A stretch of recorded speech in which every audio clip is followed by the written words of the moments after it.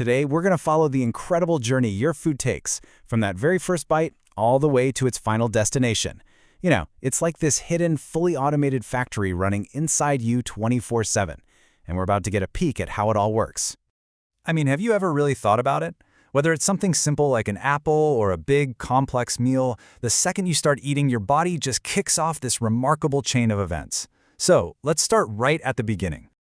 Okay, so this whole journey kicks off, probably unsurprisingly, in your mouth, what's called the oral cavity. But what happens here is actually way more complex than you might think. The whole process gets started long before that food ever even sees your stomach. So chewing is, of course, step one, but it's not just about grinding things up. As you chew, your saliva launches the very first chemical attack, mixing the food with these powerful enzymes that get to work breaking it down immediately. So where do all these enzymes come from? Well, they're produced by three really crucial pairs of salivary glands. Think of them as a coordinated team working behind the scenes to get digestion fired up. And here's the lineup for that team. You've got the parotid, the sublingual, and the mandibular glands. Each one is like its own little factory, producing specialized saliva. And they all work together to kickstart that chemical breakdown from the very first moment. Okay, so after you swallow, this incredible process called peristalsis takes over. The best way to picture it is like a perfectly coordinated muscular wave that just pushes the food down your esophagus. It's what makes sure everything travels in one direction, and one direction only, down. Now, this whole thing is carefully controlled by two gates, which are really called sphincters. You actually control the upper one when you decide to swallow, but the lower one, that one opens up automatically to let the food pass right into the stomach. Pretty clever design, right? All right, so after leaving the esophagus, our food arrives at one of the most intense, hardcore environments in the entire body, the stomach's acid bath. The stomach's number one weapon is hydrochloric acid. This stuff is incredibly potent. It mixes with the food, creating this super harsh environment that just chemically pulverizes everything.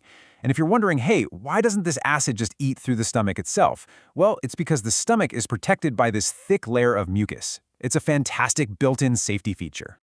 Once the food is done with its acid bath, it's basically a thick liquid, and it needs to move on. So, it passes through another one of those gatekeepers, the pyloric sphincter, which carefully controls its release into the next big stage, the small intestine. But the stomach doesn't work alone. It's got some really important friends that give it some essential support for digestion, and we're talking specifically about the liver, the gallbladder, and the pancreas. The liver and gallbladder are the perfect team. The liver, that's the factory. It's constantly producing something called bile, which is absolutely essential for breaking down fats. And the gallbladder? Well, that's the warehouse. It's just a small sac that stores all that bile until the body needs it. And this is where it all comes together, literally. The liver sends its bile, and the pancreas sends its own batch of enzymes through their own dedicated channels, and they both deliver their cargo directly into the duodenum, which is the very first and most critical part of the small intestine. So now we enter the longest part of our journey, the vast intestinal superhighway. This is where the body really starts to cash in and reap the rewards of all that breakdown work it did earlier. The small intestine, this is the main event when it comes to nutrition. After all that mashing and mixing and breaking down, this is where the really crucial absorption happens. All the vitamins, the minerals, the nutrients, they all get pulled from the food right here to power the rest of your body. Anything that's left over moves into the large intestine, also known as the colon, and its main job is basically water reclamation. It's recycling water from the waste and putting it back into the body, which, as you can imagine, is absolutely crucial for keeping us hydrated. And the journey through the large intestine follows a very specific route. It starts at the cecum, then it travels up the ascending colon, shoots across the transverse colon, goes down the descending colon, and then it makes a final little S-curve through the sigmoid colon right before the end of the line. And here we are, the end of the line. The final waste products are excreted through the rectum and the anus. And this process is, you guessed it, once again carefully controlled by a set of internal and external sphincters.